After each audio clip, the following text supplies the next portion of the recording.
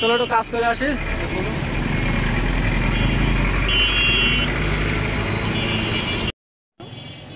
আসলে আমি পথযাত্রী এদিকে আসছিলাম, তো আসলে ভিতরটা অনেক অনুভূতি লাগছে যে এত সুন্দর ছাত্রছাত্রীরা এত সুন্দর করে বাংলাদেশটা সুন্দর করে সাজাচ্ছে। মনে হচ্ছে যে আগের মতো যদি এরকম যদি ছাত্রী হতে পারতাম, এরকম অনুভূতি জাগতেছে আর কি। ভিতরটা অনেক ভালো লাগছে, ওদের অনেক ধন্যবাদ। আসলে আমি মনে করি যে ঝিনাইদহ শহরটা যদি এরকম সাজানো হয় তা আরো গঠিত হবে, আরো ভালো হবে। আমি চাই যে আমাদের যে ছাত্রছাত্রীরা আমাদের ঝিনাইদহ শহরটাকে আরো আরো সুন্দর করে সাজায়, এটা আমরা চাই। আমরা আশা করি ওরা আরো বড় হোক, দোয়া করি আরো বড় হোক। ঠিক আছে,